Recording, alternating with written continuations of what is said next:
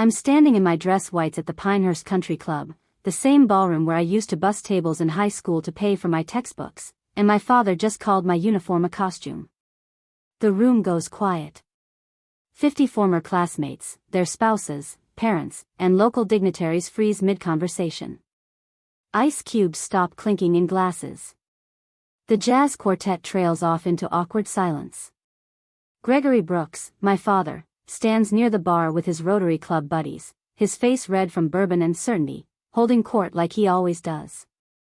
He gestures at me with his tumbler, liquid sloshing dangerously close to the rim. Look at Natalie, playing dress up again. 20 years out of high school and she still hasn't figured out what real success looks like. His friends chuckle nervously. Some of them are veterans. Before we jump back in, tell us where you're tuning in from, and if this story touches you, make sure you're subscribed because tomorrow I've saved something extra special for you. They know what these ribbons mean, what the stripes on my sleeve represent, but they won't contradict Gregory Brooks. Nobody in Pinehurst ever does. My mother, Diana, touches his arm in that way she's perfected over 40 years of marriage, the gesture that looks like affection but actually means shut up before you embarrass me further. But tonight, Gregory is 3 drinks past caring about her silent signals.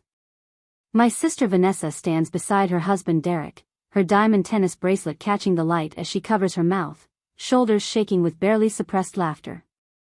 She's wearing a dress that costs more than a junior enlisted sailor makes in 2 months, her blonde hair styled in those perfect waves that require a professional and 2 hours in a chair. I should leave.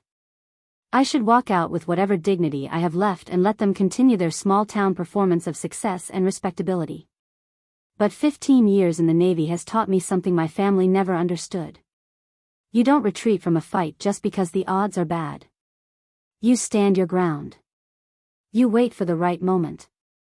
You let your adversary expose themselves completely. Then a voice cuts through the tension like a blade through silk, calm and commanding and absolutely brooking no disagreement. That would be Commander Brooks you're referring to. Every head turns. The woman standing near the entrance isn't just anyone.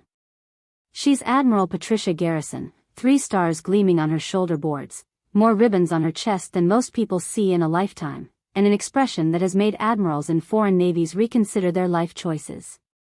She's flanked by Captain James Cordero, his own dress whites immaculate, and 3 other officers I recognize from various points in my career. Gregory's face goes from red to gray in seconds. The room doesn't just go quiet now. It goes silent in that specific way that happens when everyone realizes they're about to witness something that will be talked about for years. Admiral Garrison walks forward with measured steps, her shoes clicking against the polished floor, and the crowd parts like water.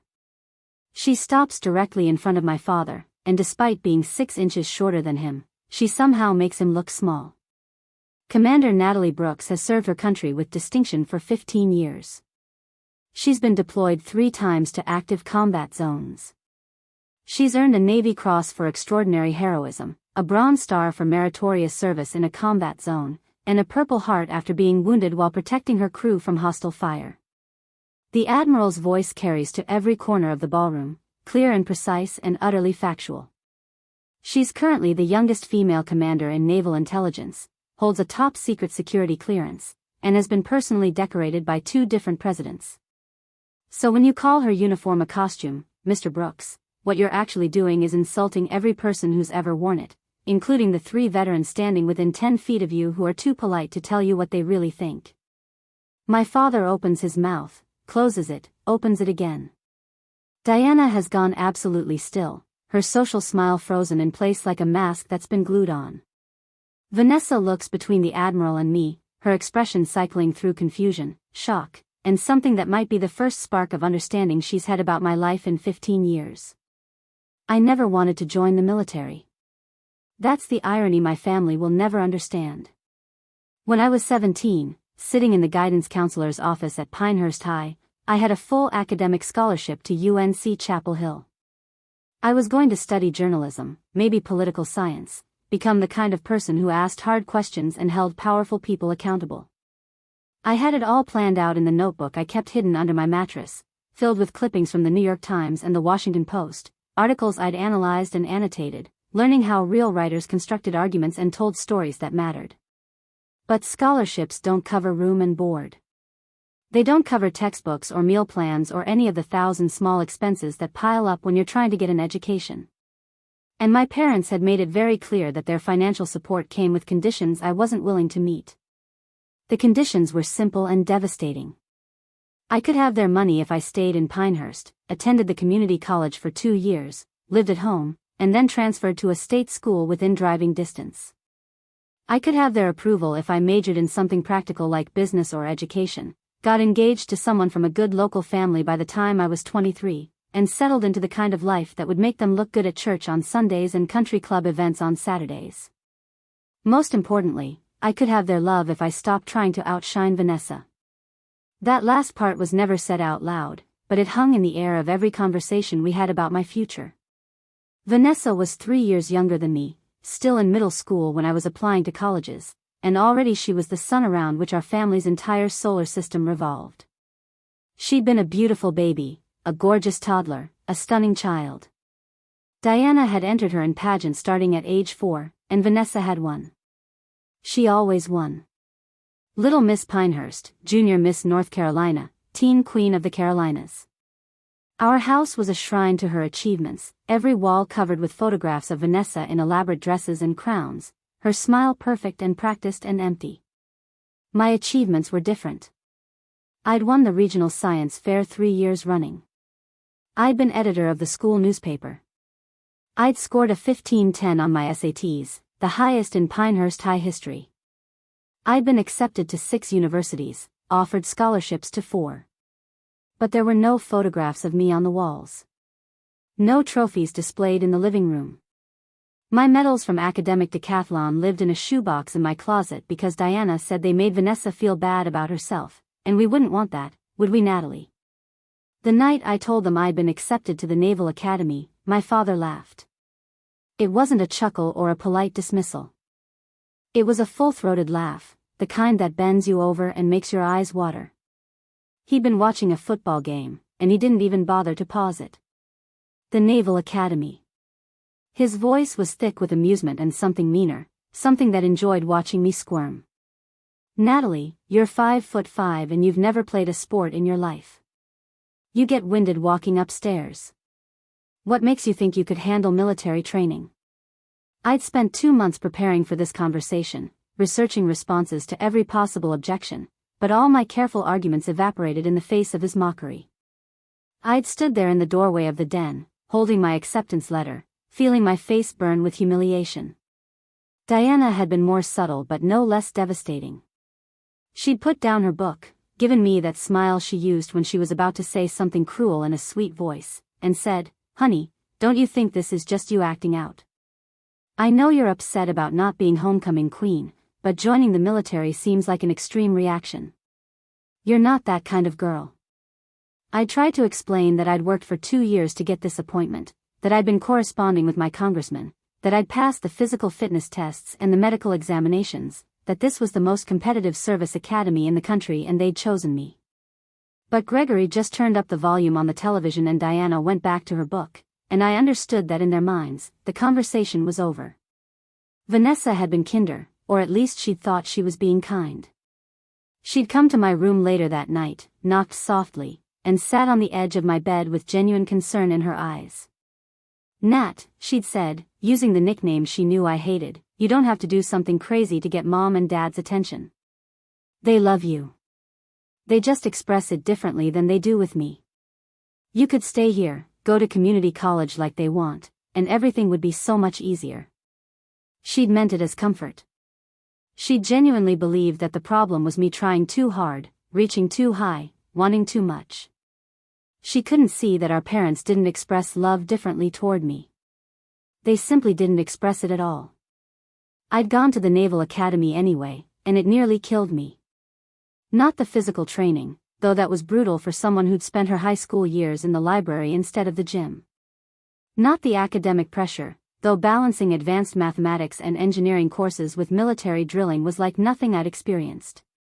What nearly broke me was the loneliness of having no one in the stands on Parents' Weekend.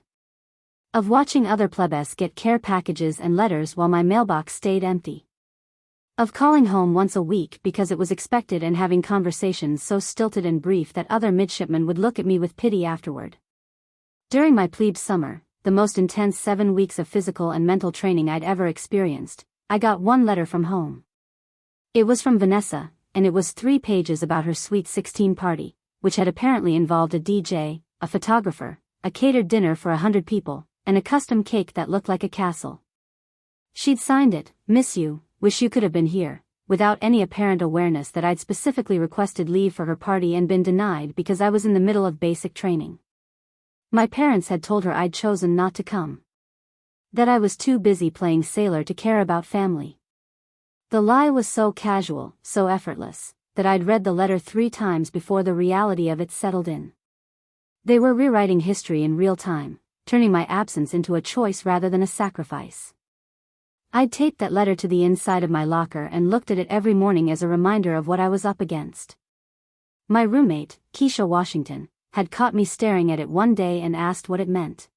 Preparing and narrating this story took us a lot of time, so if you are enjoying it, subscribe to our channel, it means a lot to us. Now back to the story. When I'd explained, she'd shaken her head slowly and said, "Brooks, your family is messed up. But you're going to make it through this. You know why?" I'd waited for the punchline. "Because you're too stubborn to quit, and because every time you want to give up, all you have to do is imagine going back to them and admitting they were right. Spite is an excellent motivator." She'd been correct. I'd graduated in the top 10% of my class, commissioned as an ensign, and immediately requested the most challenging assignments available. I'd volunteered for surface warfare, for deployments to hostile waters, for anything that would take me as far from Pinehurst as possible. I'd thrown myself into my career with the kind of intensity that worried my commanding officers and impressed my peers. Within 5 years, I'd earned my first promotion ahead of schedule. Within 10, I'd been selected for commander. My efficiency reports used words like exceptional, outstanding, performs at a level far exceeding her peers. I'd led teams, managed crises, made decisions under pressure that most people would never have to contemplate. I'd saved lives. I'd earned the respect of people whose respect actually meant something. And through all of it, my family had remained conspicuously absent. They didn't come to my commissioning ceremony. Gregory had said he had a golf tournament that weekend, one that he'd signed up for after receiving the invitation. Diana had claimed she couldn't get time off work, despite being a real estate agent who made her own schedule. Vanessa had been in the middle of sorority rush at Duke and couldn't possibly miss it. I'd stood there in my ensign uniform, brand new and stiff, surrounded by the families of my classmates, and watched parents cry with pride while mine couldn't be bothered to drive 3 hours. My first promotion ceremony, they'd sent a card. Just a card, purchased from the drugstore, with a generic message about congratulations on your achievement and both their signatures at the bottom. No personal note. No acknowledgement of what the promotion meant or what I'd done to earn it. When I'd earned my Bronze Star after a deployment where I'd managed intelligence operations that had directly prevented attacks on American forces, I'd called to tell them. Gregory had been in the middle of watching a basketball game. He'd said, "That's nice, honey," and then asked if I could call back later because it was a close game and he didn't want to miss the finish. I'd hung up without saying goodbye. When hostile forces had attacked my ship and I'd been injured while ensuring my team made it to safety, when they'd flown me to a naval hospital in Germany and then back to Bethesda for surgery and recovery, I'd spent 6 weeks in physical therapy relearning how to use my left arm properly. The Navy had awarded me a Purple Heart and upgraded my Bronze Star. The President had sent a personal letter. Admiral Garrison, who I'd never met at that point, had visited me during my recovery and told me the Navy was proud of me. My parents had texted, "Hope you're feeling better soon." They hadn't visited. Hadn't called. Hadn't asked about my injuries or my prognosis or whether I needed anything. Vanessa had sent flowers to the wrong hospital. The card had read, "Get well soon," as if I'd had my tonsils out rather than taken shrapnel while protecting my crew. The florist had eventually tracked me down at Bethesda, and by then, the flowers were dead. I'd kept the card anyway, added it to a collection I was building without quite knowing why. Evidence, maybe.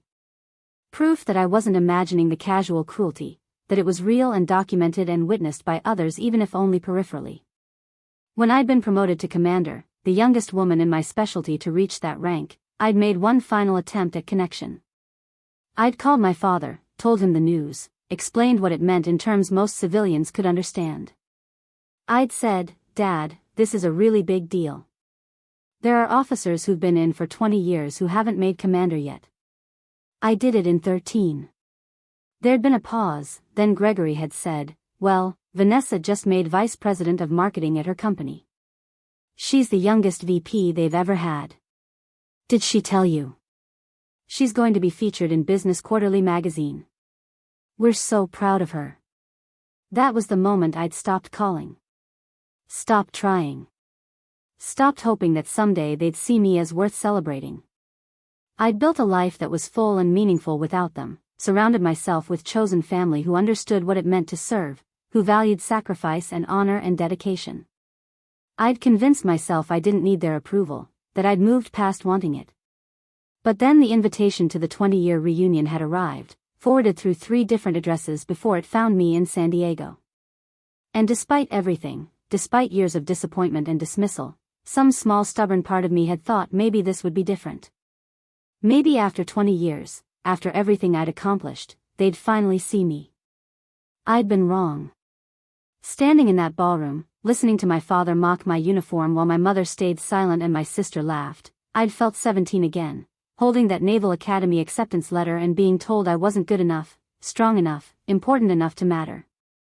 Then Admiral Garrison had walked in, and everything had changed.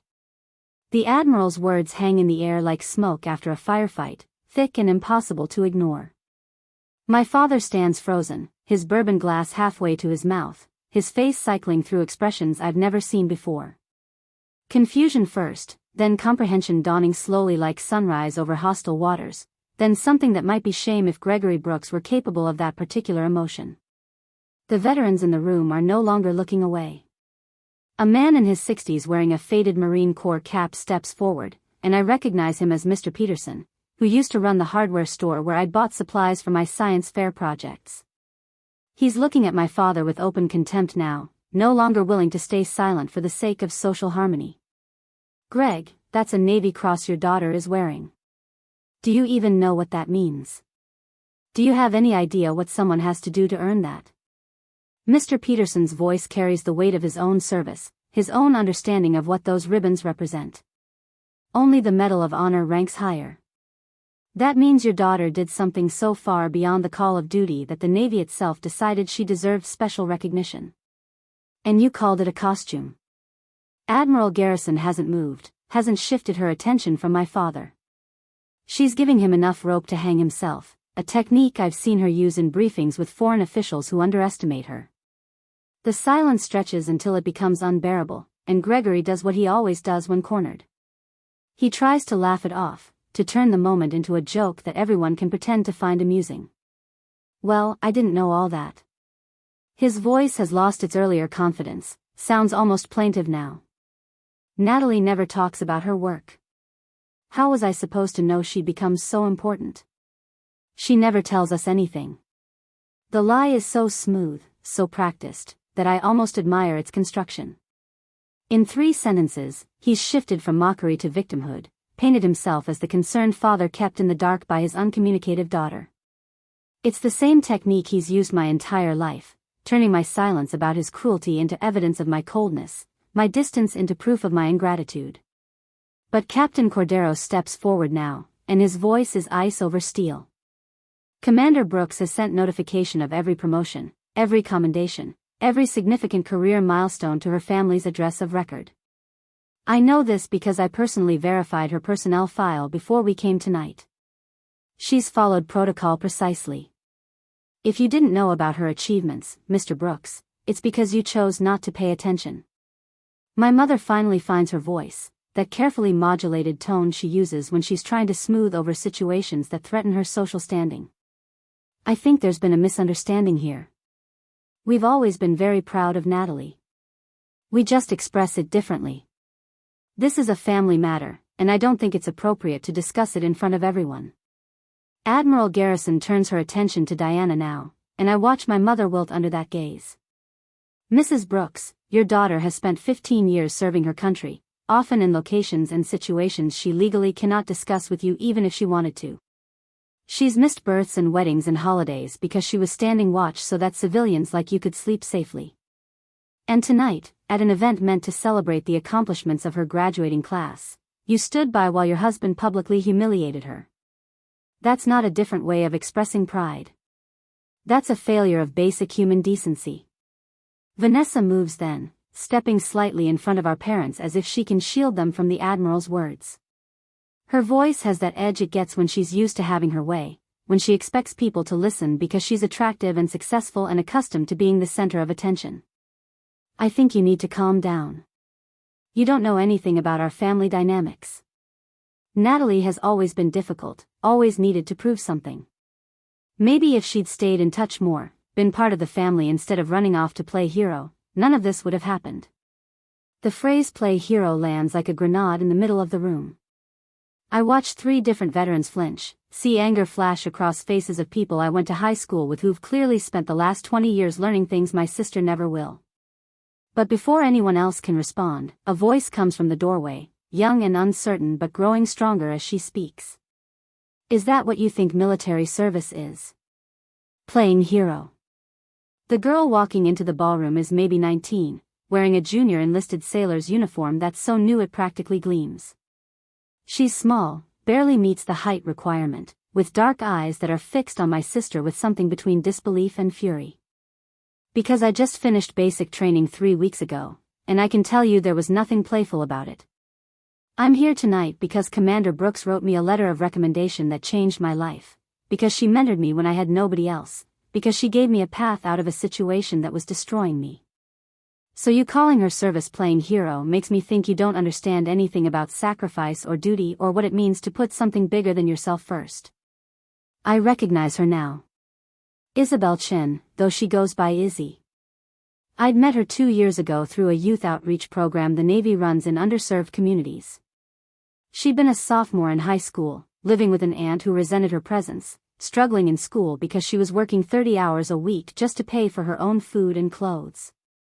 She'd been smart and angry and so hungry for a way out that it had hurt to look at her. I'd seen myself in her desperation, in her determination to be more than her circumstances wanted to allow. I'd started meeting with her weekly, helping with homework, talking about options, explaining that the military could be more than an escape. It could be a career, a calling, a community. When she decided to enlist, I'd written her recommendations, made calls, ensured she got into the rating she wanted rather than whatever the recruiter thought he could fill. I'd gone to her boot camp graduation because nobody else would, had stood in the audience and felt pride so fierce it had brought tears to my eyes. And I'd never mentioned any of it to my family because I'd learned long ago that the things I cared about were either ignored or weaponized against me. Izzy walks over to stand beside me, and I can see she's shaking slightly but her jaw is set with determination. The Admiral's expression has softened slightly, the kind of look a commanding officer gets when they see a junior sailor showing courage under fire. Captain Cordero is openly smiling now, pride evident in his face. My father looks between Izzy and me, and I can see him trying to calculate how to respond, how to spin this new information into something that doesn't make him look worse. But he's got nothing, no smooth deflection or practice dismissal that will work here. The reunion coordinator, a woman named Mrs. Henderson who'd been our class advisor 2 decades ago, appears at the Admiral's elbow. She'd been standing near the back of the room, and her face shows she's made a decision about how this evening is going to proceed. Admiral Garrison, Commander Brooks, perhaps we could move to the private dining room.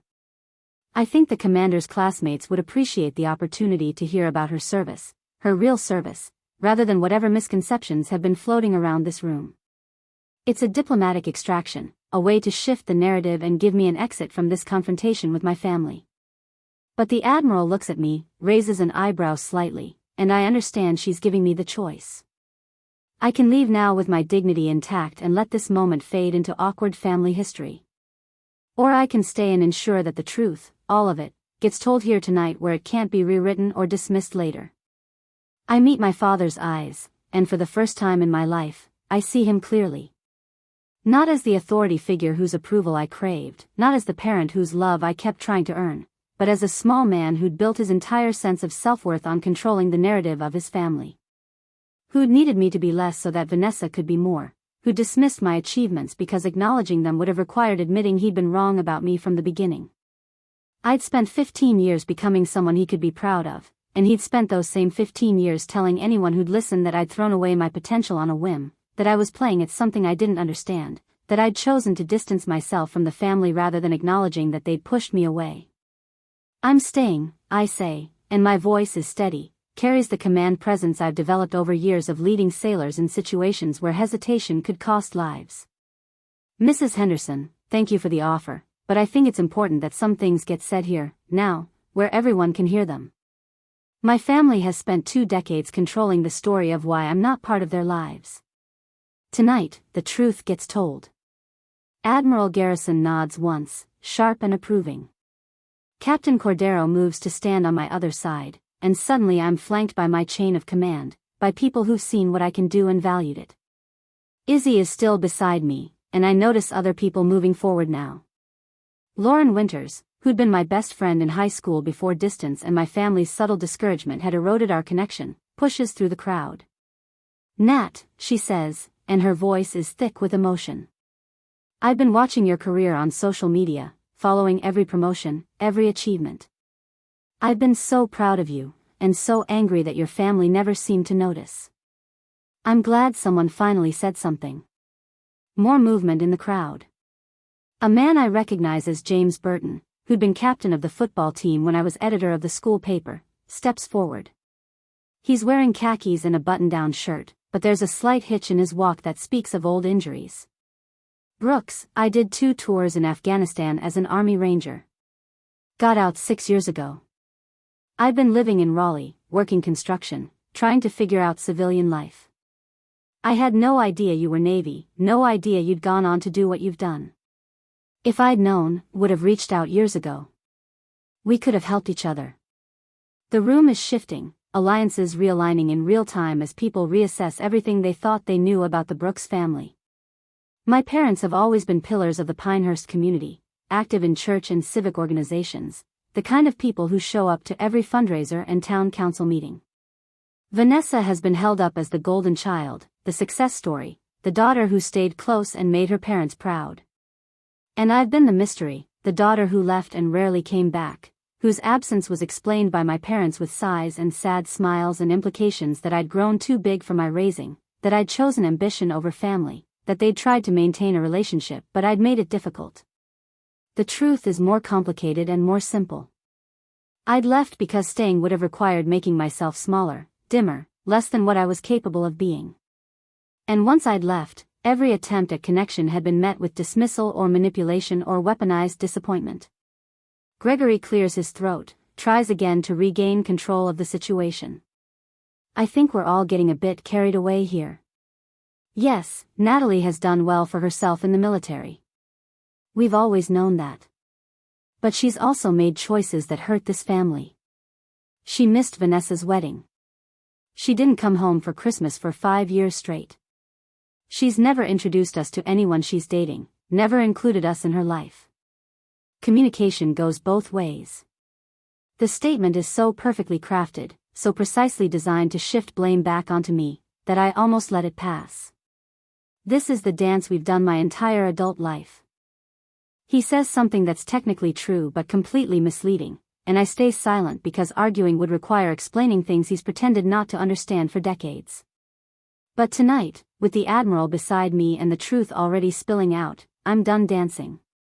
I missed Vanessa's wedding because I was on deployment in the Persian Gulf, and I told you that 8 months before the ceremony when you called to inform me she'd set a date. I asked if she could consider moving it so I could attend. You said her schedule was more important than mine, that surely I could just take leave.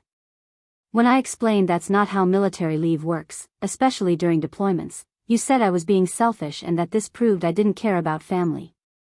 My voice is calm, factual, the same tone I use when briefing senior officers on intelligence assessments.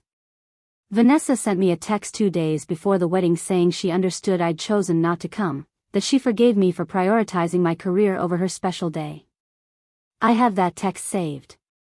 I also have the email I sent her 6 months earlier explaining my deployment schedule and asking if there was any flexibility on the date. She never responded.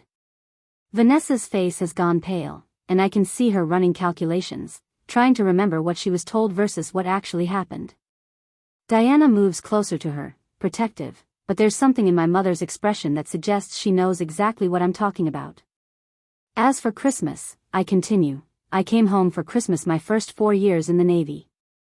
The first year, you spent the entire visit comparing my lack of a boyfriend to Vanessa's new relationship. The second year, you uninvited me 3 days before I was supposed to arrive because Vanessa's boyfriend's family was coming to town and you needed my bedroom for guests. The third year, I flew standby for 18 hours to get here, and when I arrived, you'd forgotten I was coming. There was no stocking for me, no gifts, and Diana mentioned several times how inconvenient it was that I'd shown up without warning. The fourth year, I spent the entire visit serving food and cleaning up after Vanessa's engagement party, which nobody had mentioned to me ahead of time. After that, I stopped trying. The silence in the room has quality to it now, heavy and terrible. People are looking at my parents differently, seeing past the performance of the devoted family to something uglier underneath. Mrs. Henderson has tears in her eyes. Lauren has moved to stand beside Izzy, and they're both looking at me with a mixture of sorrow and fury on my behalf. And as for introducing you to people I'm dating, I look at my father directly, meeting his eyes and holding them. I tried that once. I brought someone home on leave when I was 25. Her name was Lieutenant Jessica Torres. She was a naval aviator, one of the most skilled pilots I'd ever met, and someone I'd been seeing for 6 months. Within an hour of meeting her, you took me aside and told me I was going through a phase, that I was embarrassing the family, that if I insisted on this lifestyle I shouldn't expect to be welcomed home anymore. Jessica waited in the car for 2 hours while you lectured me about sin and family values and what the neighbors would think. We drove back to Norfolk that night, and I didn't come home again for 3 years. Diana makes a small sound, something between a gasp and a protest. Vanessa is staring at me like she's never seen me before, and maybe she hasn't. Maybe the version of me that existed in their minds, the difficult daughter who'd made things hard for no reason, is finally dissolving into the reality of who I actually am and what was actually done to me. My father rallies one more time, his voice taking on the stern tone he'd used when I was younger, and he was explaining why I couldn't have something Vanessa got without question. Now you're just making things up. I never said you weren't welcome in our home. I never used those words. You're right, I agree, and watch confusion flash across his face.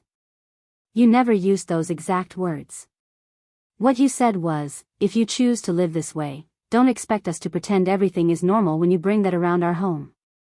When I asked what you meant by that, you said I knew exactly what you meant, that you'd raised me better than this, that the Navy had clearly corrupted my values. You said it in front of Vanessa and Diana, and neither of them disagreed. So no, you never explicitly uninvited me. You just made it clear that part of me wasn't welcome, which amounts to the same thing. Admiral Garrison speaks then, her voice cutting through the tension like a clarifying order in the middle of chaos. I've commanded thousands of sailors over my career, Mr. and Mrs. Brooks.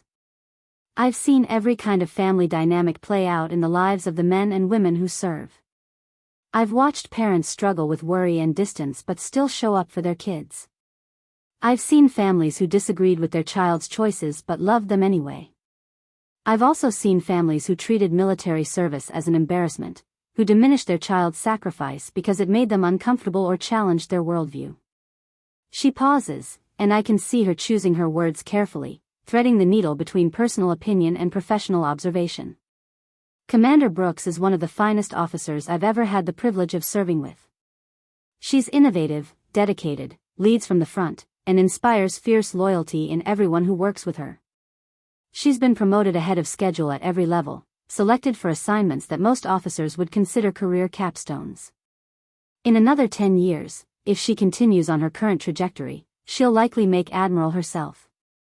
She's exactly the kind of officer the Navy is desperate to retain, the kind of leader we build our future around. The Admiral turns to look at my father directly, and her expression is no longer neutral. It's disappointed, the kind of disappointment that carries weight because it comes from someone whose opinion actually matters. And yet, her own father can't recognize her service even when she's standing in front of him wearing the physical evidence of her achievements. That's not Commander Brooks failing to communicate, Mr. Brooks. That's you failing to listen. The impact of the Admiral's words settles over the ballroom like dawn after a long night at sea. I watch my father's face cycle through emotions he's never shown me before, vulnerability chief among them.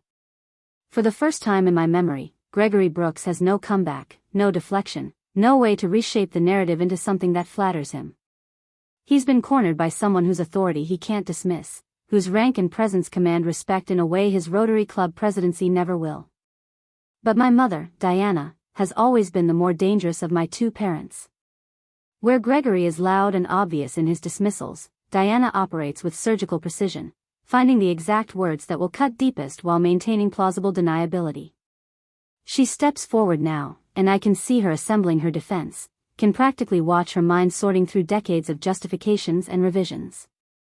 Admiral Garrison, with all due respect, I think you're only hearing one side of a very complicated story. Diana's voice carries that precise blend of wounded dignity and maternal concern that she's perfected over the years.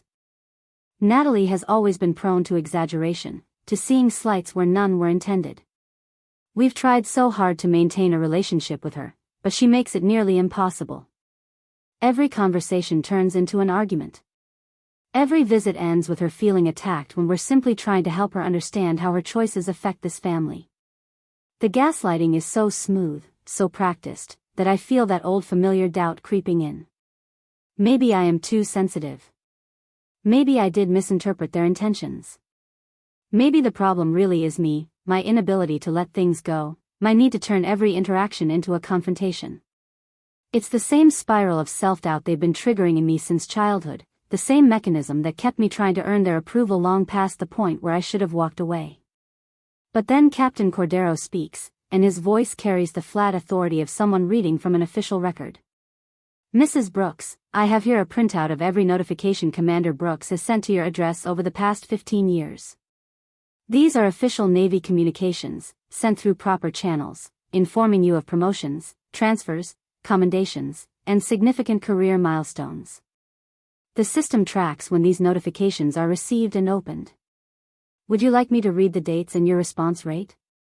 He doesn't wait for her answer, just starts reading from the paper in his hand.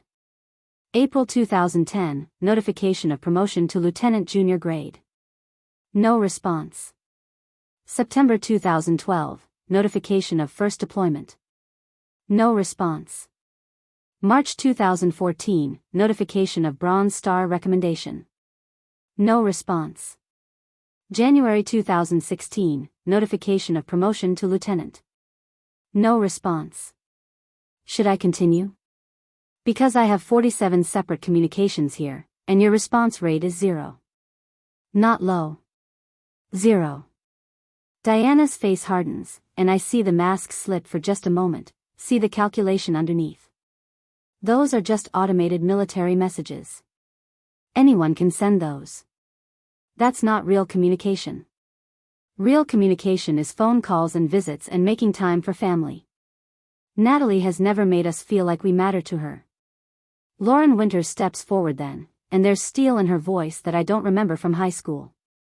Mrs. Brooks, I need to correct something you just said. I've been Natalie's friend since we were 14 years old. I watched your family treat her like an inconvenience for years before she left for Annapolis. I remember the 8th grade awards ceremony where Natalie won 6 academic awards and you didn't show up because Vanessa had a pageant rehearsal. I remember when Natalie made National Honor Society and you forgot to pick her up from the induction ceremony because you were shopping with Vanessa.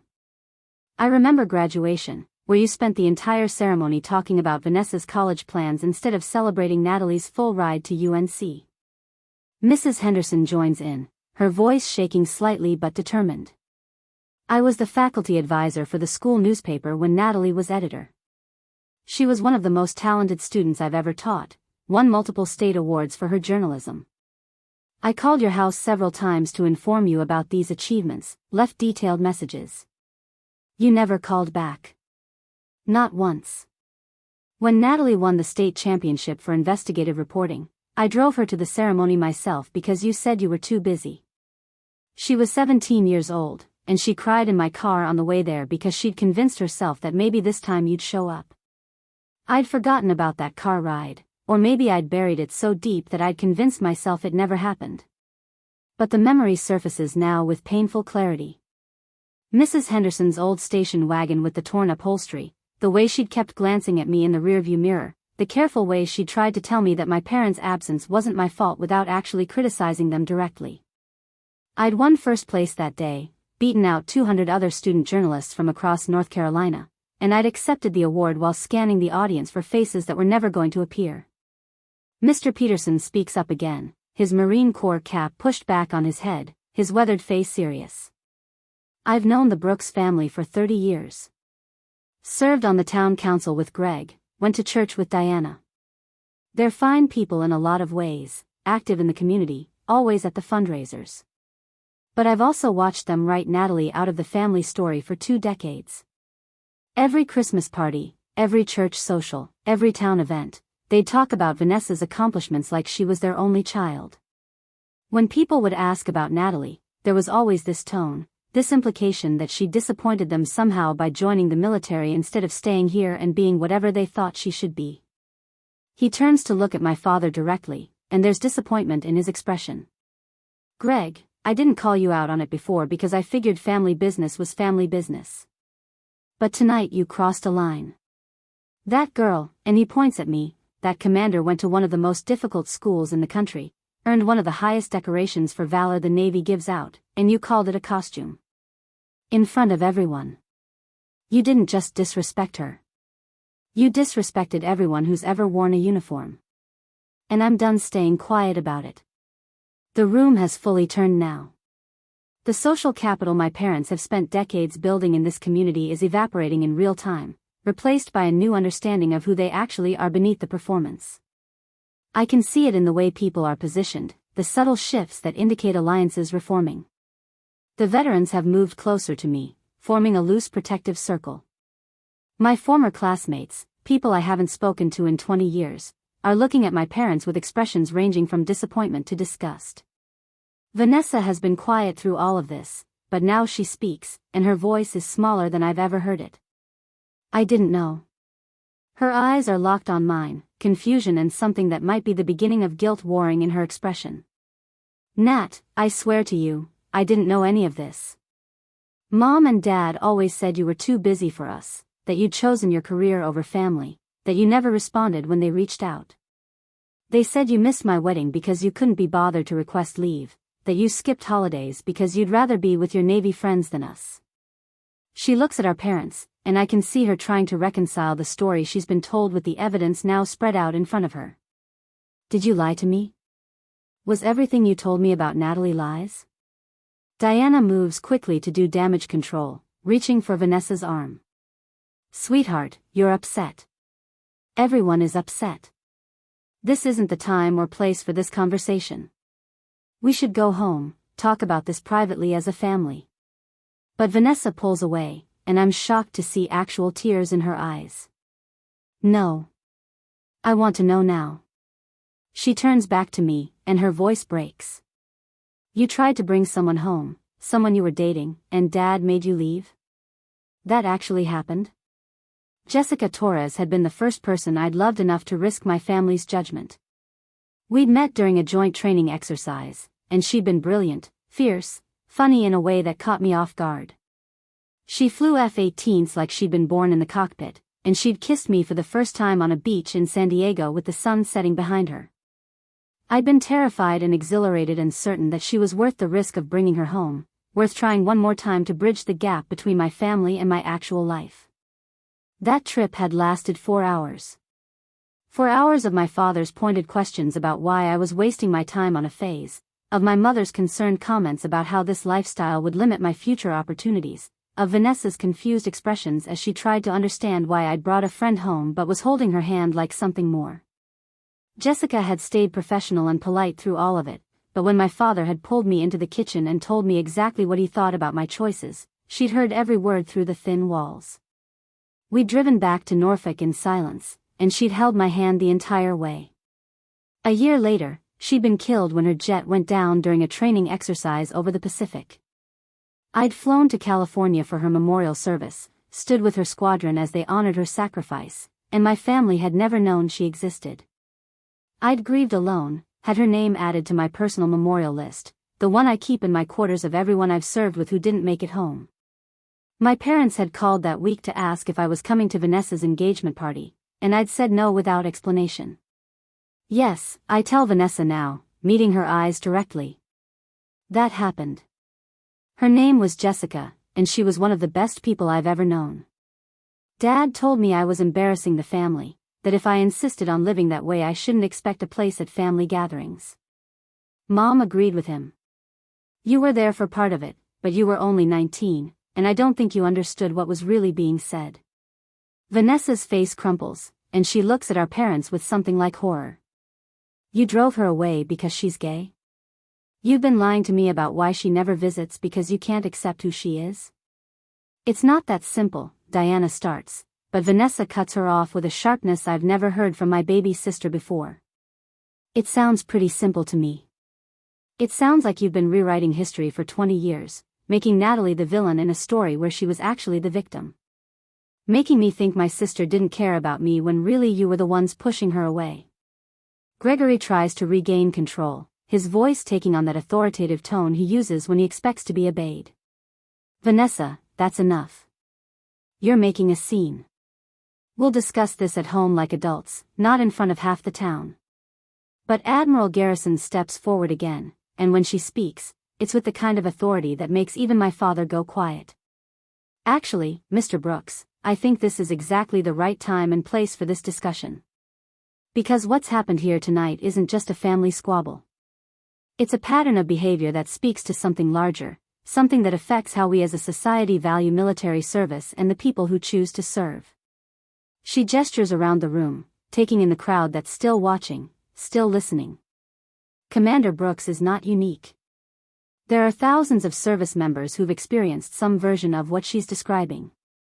Families who can't or won't understand the demands of military life, who see service as a phase or a mistake rather than a calling, who diminish their child's sacrifice because it doesn't fit their vision of success. And that attitude has real consequences. It affects retention rates. It affects mental health. It affects whether young people choose to serve at all when they see how veterans are treated by the people who should love them most. The Admiral's voice gets harder, more commanding. So yes, this conversation is happening here, now, in front of witnesses. Because the Brooks family doesn't get to go home and sweep this under the rug, doesn't get to maintain their facade while Commander Brooks carries the weight of their rejection alone. The truth is out now, and it's going to stay out. Captain Cordero pulls out his phone, and I see him typing quickly. Within seconds, phones around the room start buzzing. People glance at their screens, and I see expressions change as they read whatever he's sent. James Burton, the former Army Ranger, looks up from his phone with a grim smile. Captain just sent us Commander Brooks's full service record, the parts that aren't classified anyway. I'm reading about a hostage rescue operation where she coordinated intelligence that led to the safe extraction of 12 civilian contractors from a hostile situation in Yemen. I'm reading about the ship emergency where she was injured, how she stayed at her post ensuring her team's evacuation protocols were followed before she'd let corpsmen treat her wounds. I'm reading citations from 3 different admirals praising her leadership, her innovation, her dedication to her sailors. He looks up at my parents, and his voice is cold. And you called this a costume? You called a career that saved lives and inspired others playing dress up. What exactly have either of you done that compares to that? The question hangs in the air, unanswerable because the answer is nothing. My parents have lived comfortable lives, made comfortable choices, and maintained comfortable positions in a comfortable town. There's nothing wrong with that, nothing shameful about choosing a quiet life. But they've spent 2 decades treating my different choice as a personal attack, as evidence of my inadequacy rather than my strength. Mrs. Henderson pulls out her phone as well, and I see her scrolling through something, her expression growing more disturbed with each swipe. I'm looking at the Pinehurst Community Facebook page right now. There are posts going back years from Diana and Greg about Vanessa's accomplishments. Her promotions at work, her marriage, her new house, her volunteer work. Dozens of posts celebrating every milestone. I'm searching for Natalie's name, and I'm finding exactly 3 mentions in 15 years. One from 2010 saying their daughter is in the Navy. One from 2015 saying she couldn't make it to Vanessa's wedding. And one from 2018 saying they're proud of both their daughters with no specifics about what Natalie had done. She looks up, and there are tears in her eyes. You erased her. Not just from your lives, but from your public image. You presented yourselves as this perfect family with this perfect daughter, and you just pretended Natalie didn't exist unless someone specifically asked. And even then, you made it sound like her absence was her choice, her failure, her inability to prioritize family. Lauren is crying now too, openly, and without trying to hide it. She comes over to me, and I'm startled when she wraps her arms around me in a fierce hug. I'm so sorry. I should have pushed harder to stay in touch. I let the distance grow because it seemed like that's what you wanted, but I should have questioned that. I should have known something was wrong when every time I asked about your family, you changed the subject.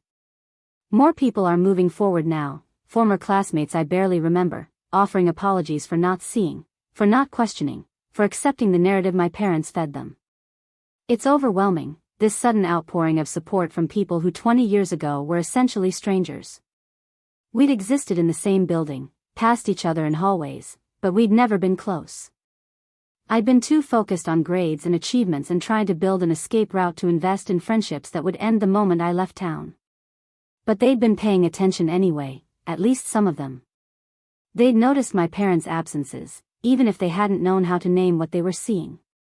And now, with the truth laid bare, they're choosing to stand with me instead of maintaining the comfortable fiction that the Brooks family was fine, was normal, was just misunderstood.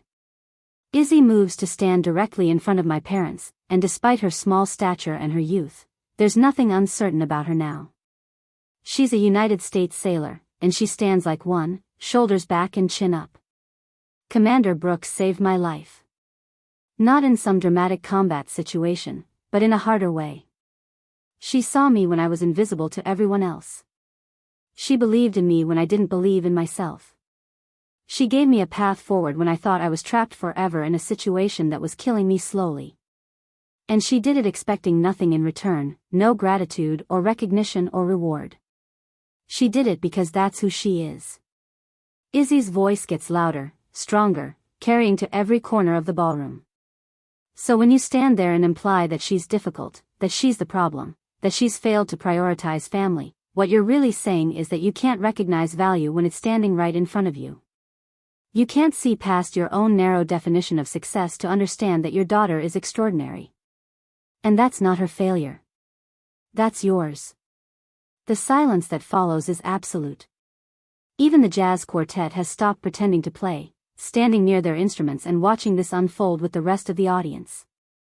My father looks like he's aged 10 years in the past hour, his face gray and his hands trembling slightly. My mother has abandoned her attempts to smooth things over, has retreated into a cold silence that I recognize from childhood, the one that means she's already rewriting this evening in her mind into a version where she's the victim. But Vanessa is still looking at me, and there's something raw and real in her expression that I've never seen before. The perfect pageant smile is gone, replaced by genuine emotion that makes her look younger and more vulnerable than I remember.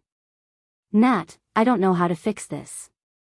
I don't know if it can be fixed. But I need you to know that I'm sorry. I'm sorry for believing their version of things without questioning it. I'm sorry for not reaching out, for not trying harder to understand why you were so distant. I'm sorry for laughing tonight when Dad made that joke. I didn't understand what I was laughing at, but that doesn't make it okay. She looks at our parents, and her voice gets harder. And I'm sorry that I've spent my whole life being the favorite, being the one whose achievements mattered, without ever questioning why that dynamic existed or what it was doing to my sister. I benefited from the way they treated you, and I didn't even notice because I was too busy enjoying the attention. The vulnerability in Vanessa's apology catches me completely off guard. I've spent 15 years building armor against my family's rejection, constructing elaborate defenses that kept me functional through deployments and combat and the grinding loneliness that comes from serving far from anyone who knew me before I became Commander Brooks. That armor has served me well, kept me focused on mission objectives instead of the hollow ache of wanting to belong somewhere that had never wanted me back. But Vanessa's words find a crack in that protection, and I feel something shift inside me that I'm not ready to examine too closely. Admiral Garrison seems to sense that I'm reaching my limit, that this public reckoning has extracted about as much as I can give tonight. She places a hand on my shoulder, the touch brief but grounding, and addresses the room with the kind of command presence that ends discussions rather than starting them. I think Commander Brooks has been generous enough with her time and her truth this evening. What happens next with her family is between them, and I trust this community to respect that boundary. However, I want to make something very clear before Captain Cordero and I take our leave.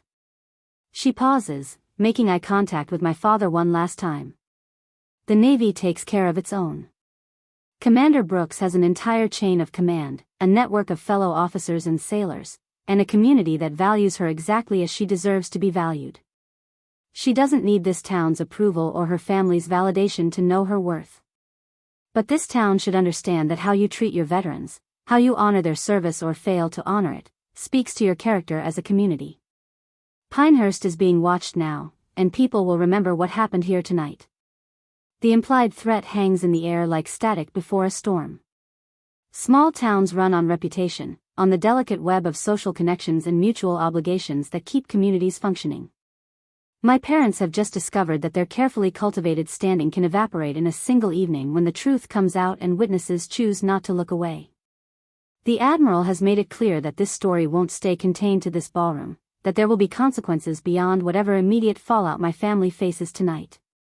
Captain Cordero steps forward with a business card that he hands to Mrs. Henderson. If anyone in this room is interested in learning more about supporting military families, or if you know of service members who could use community support, this is the contact information for our Family Readiness Program. We're always looking for civilians who want to bridge the gap between military and civilian communities, who understand that service doesn't end when someone takes off their uniform. Mrs. Henderson takes the card with both hands, treating it like the valuable thing it is. Thank you, Captain. And Admiral Garrison, Commander Brooks, thank you for your service and for your honesty tonight. I think a lot of us needed to hear these truths, uncomfortable as they are. The Admiral nods to me, a gesture of dismissal that's also permission to extract myself from this situation. Izzy moves instinctively to my side, and I'm touched by her protective instinct even though I outrank her by more levels than she probably fully grasps yet. Lauren joins us on the other side, and suddenly I have an escort forming around me, people who've decided that I shouldn't have to walk out of this room alone. But before I can move toward the exit, Vanessa steps into my path. She's still crying, mascara tracking down her cheeks in a way that would have horrified her an hour ago when maintaining appearances was still the most important thing in her world. Nat, please. Can we talk? Not now, not here, but sometime soon. I know I have no right to ask, but I want to understand. I want to know who you actually are instead of who I was told you were. I look at my sister, really look at her for maybe the first time in decades. We're 3 years apart in age, but we've lived in completely different universes since childhood. She's been the sun of our family's solar system, with everyone orbiting around her light, while I've been exiled to some distant frozen planet where the sun's warmth never reaches. The roles weren't our choice initially, were cast for us by parents who needed one daughter to succeed in ways they could understand and claim credit for, and another to serve as a cautionary tale about the dangers of being difficult, demanding, different. But Vanessa had grown into her role, had enjoyed the privileges it afforded, had never questioned why those privileges existed or what they cost me. She'd been complicit through inaction, through choosing not to see what was happening in her own family because seeing would have required acknowledging uncomfortable truths. Part of me wants to refuse her request, to maintain the walls I've built and protect myself from another potential disappointment. But another part, the part that became a naval officer specifically because I believe in second chances and redemption and the possibility of change, recognizes something genuine in her distress. I'll think about it.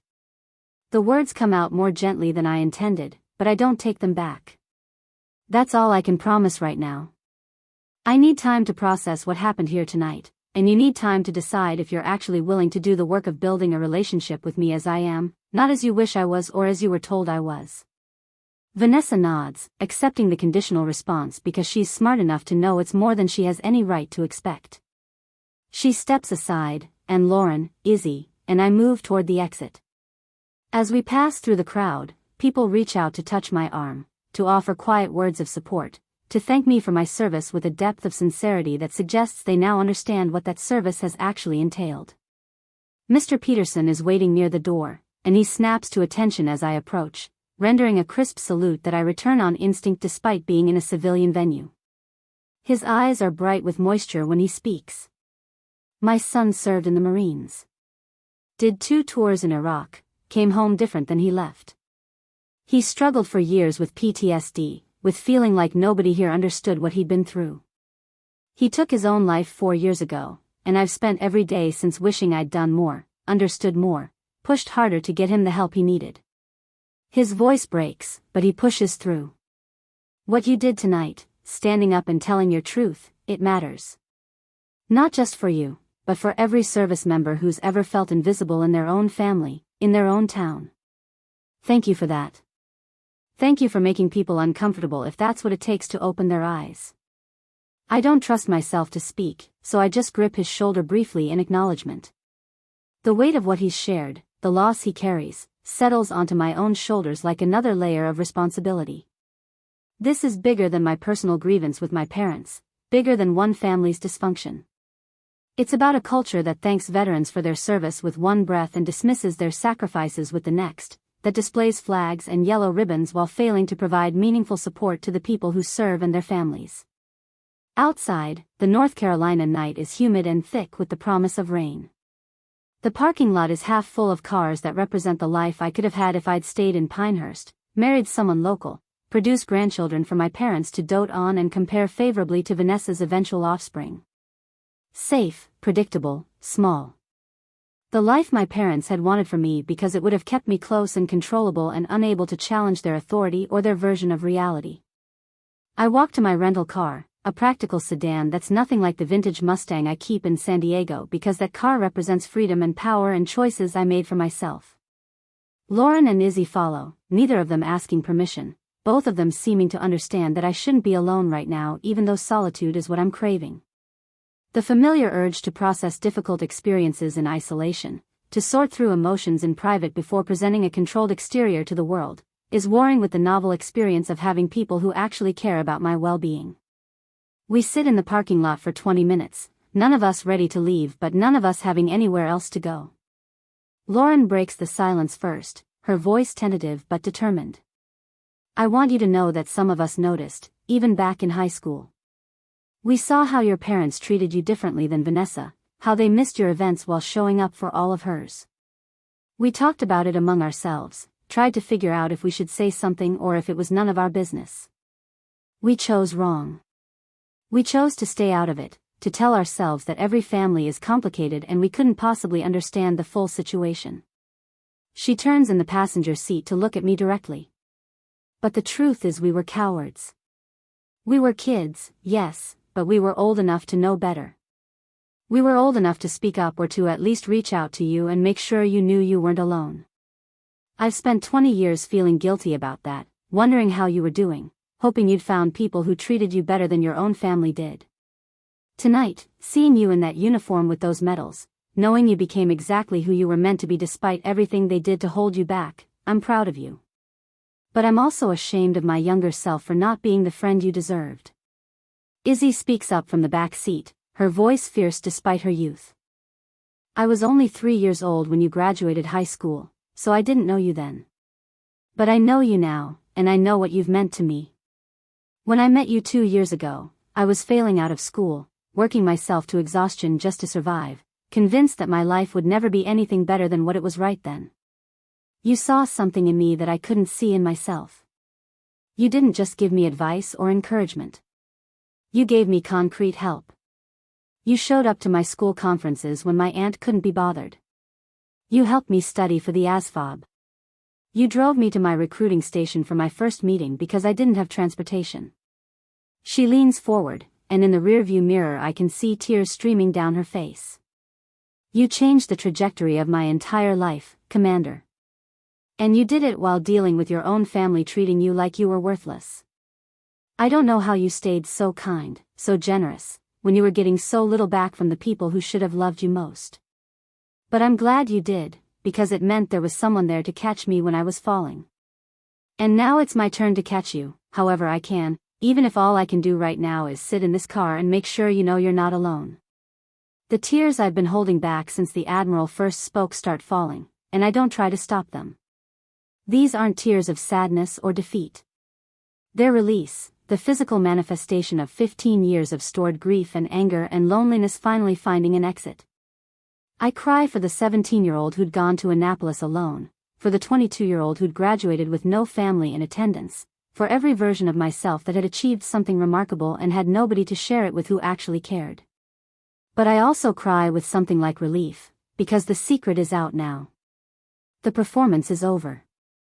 I don't have to pretend anymore that my family's absence from my life is mutual or understandable or anything other than what it actually is, abandonment dressed up in excuses. The truth has been witnessed by dozens of people, documented in the videos I know were being recorded on phones throughout that confrontation, validated by authority figures whose credibility is unquestionable. My phone buzzes insistently in my purse, and when I finally check it, there are 47 missed calls and 63 text messages. Most are from numbers I don't recognize, probably reporters who somehow got my contact information and want comments on the dramatic scene at the Pinehurst Country Club. But there are also messages from people I do know, fellow officers who've seen videos already circulating on social media, friends from various points in my career reaching out to offer support.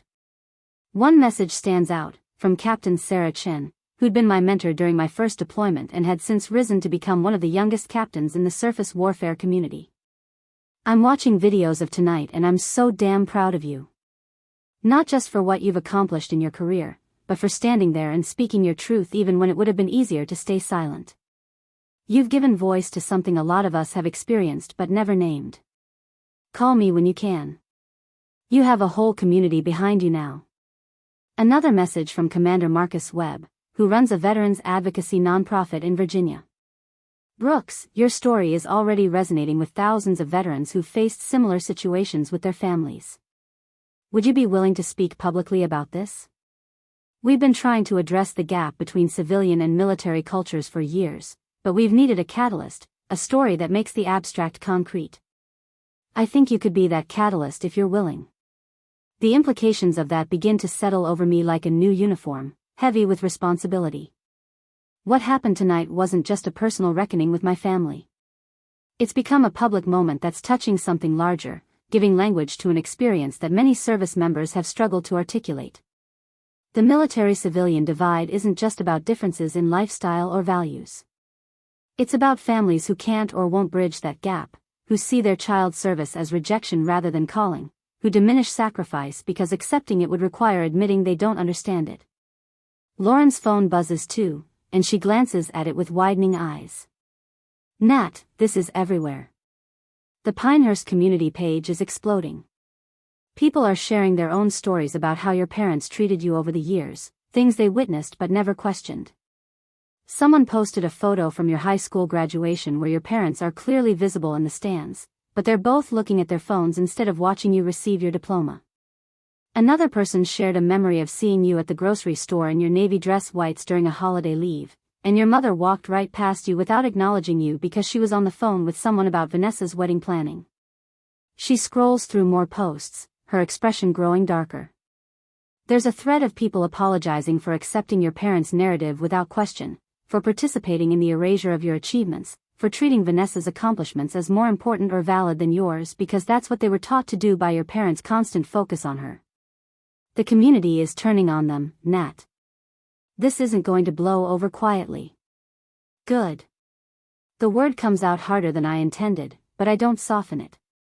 My parents have spent decades controlling the narrative, using their social standing and community connections to ensure that their version of reality was the only one that mattered. They've presented themselves as devoted parents who'd been mysteriously rejected by their difficult older daughter, garnering sympathy and support while conveniently omitting every detail that would complicate that story. They've used their reputation as armor, as protection against accountability, and they've gotten away with it because small towns like Pinehurst run on the assumption that respectable people don't lie about important things. But the armor has cracks now, and the truth is pouring through. Social media has made it impossible to contain the story or control its spread. Videos of the Admiral's intervention and my confrontation with my parents are being shared and reshared, commented on by thousands of people who have their own stories of family rejection or military service or the complicated intersection of both. Hashtags are forming, conversations are starting, and my private pain is becoming public discourse in ways I never anticipated or wanted. Izzy's phone buzzes with an incoming call, and she answers it hesitantly. After a moment of listening, her eyes go wide. "Commander, it's my recruit division commander from basic training. He says the whole command is talking about what happened tonight. He wants me to tell you that your leadership and courage are exactly what they teach us to aspire to, and that the entire division is proud to serve in the same Navy as you." She listens for another moment, then her voice gets thick with emotion. "He says to tell you that you're not just a commander. You're a leader in the truest sense, and that makes you family to every sailor who serves. He says family isn't who shares your blood. It's who would follow you into the dark, and there are thousands of sailors who would follow you anywhere." The words break something loose in my chest that I didn't know was still holding together. For 15 years, I've told myself that I didn't need my biological family's approval or love because I had the Navy, I had my career, I had a mission that was bigger than personal feelings.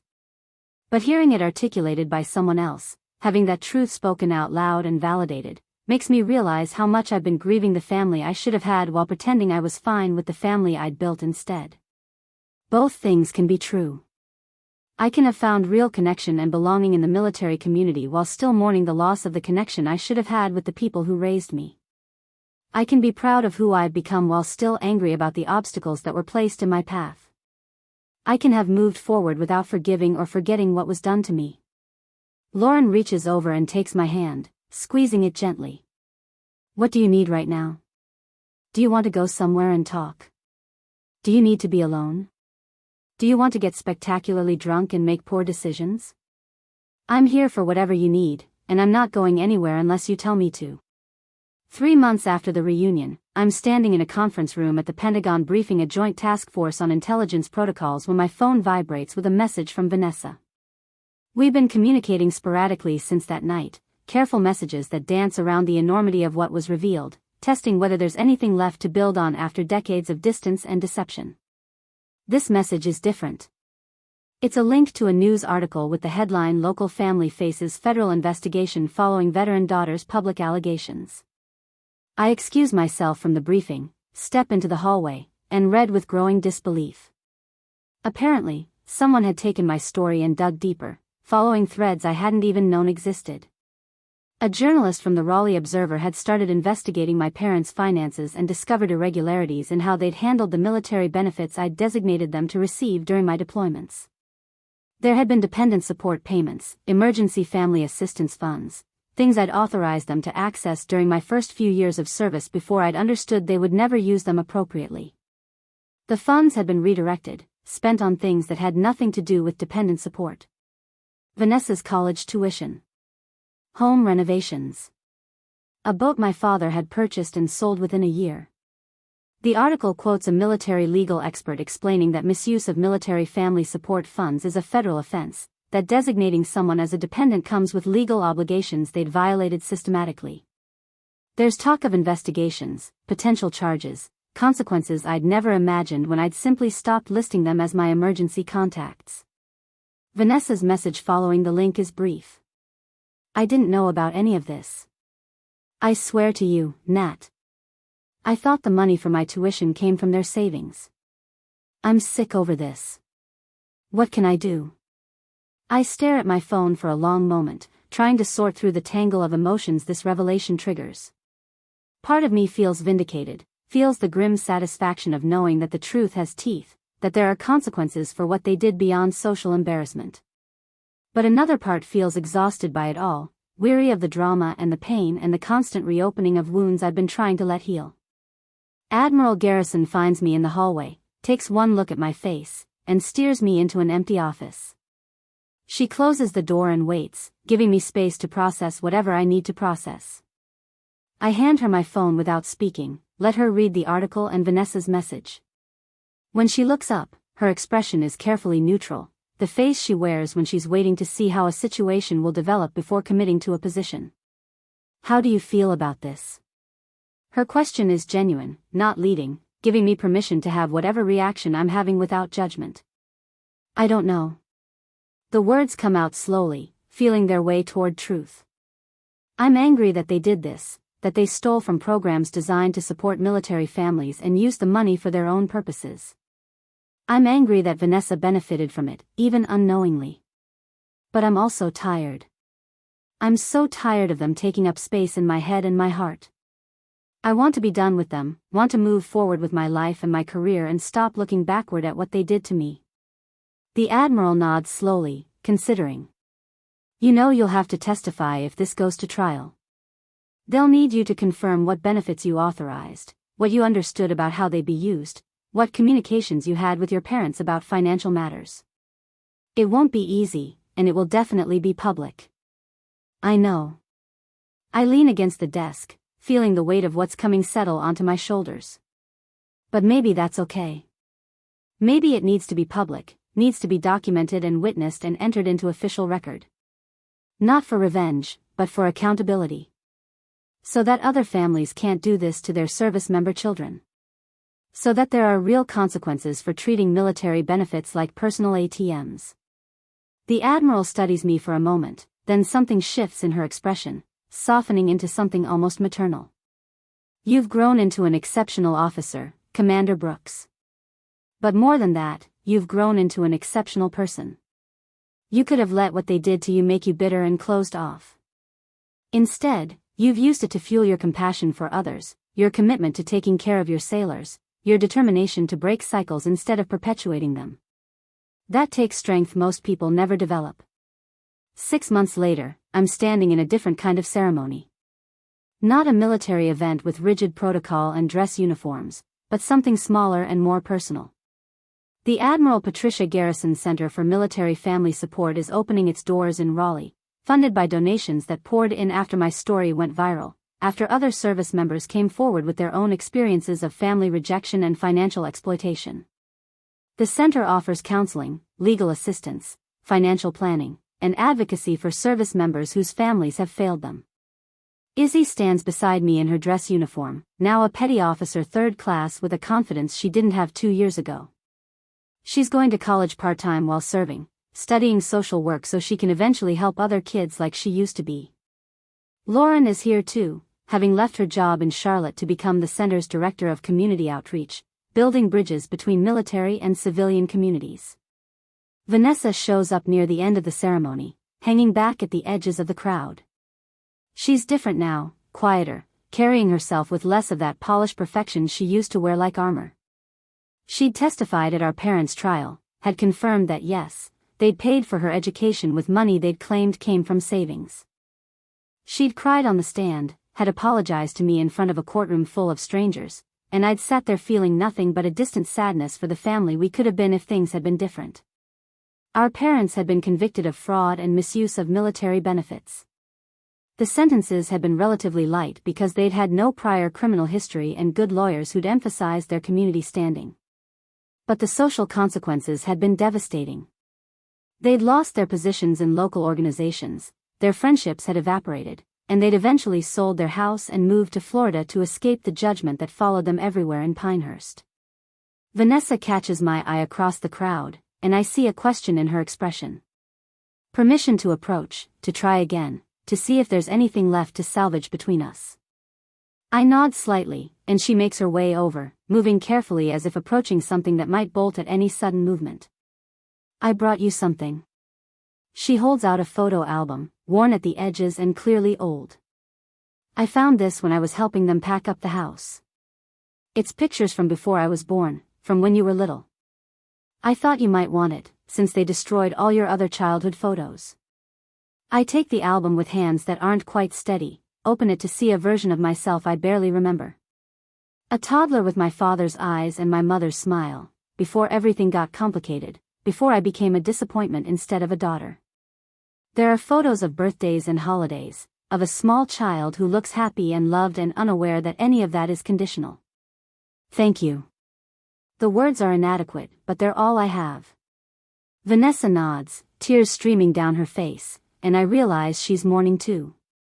Mourning the family we should have been, the sister relationship we could have had, all the years we lost to our parents' dysfunction. We're not there yet, not at forgiveness or reconciliation or anything that's simple. But standing in this center that exists because I refuse to stay silent, surrounded by people who've chosen to stand with me, I think maybe we're at the beginning of something. Not the family I was born into, but the family I've built through intention and effort and the daily choice to show up for people who show up for me. The military taught me about honor and duty and sacrifice. But my family, both the one I left and the one I've chosen, taught me something equally important. That love isn't something you're owed or something you earn. It's something you build, brick by brick, with people who see you clearly and choose you anyway. And that's worth more than any medal or rank or recognition, worth more than the approval I spent so many years chasing from people who were never going to give it. I am Commander Natalie Brooks, and I am exactly who I was meant to be. Not despite my family's rejection, but because of what I built in the space that rejection created. And that, finally, is enough. Up next, you've got 2 more standout stories right on your screen. If this one hit the mark, you won't want to pass these up. Just click and check them out.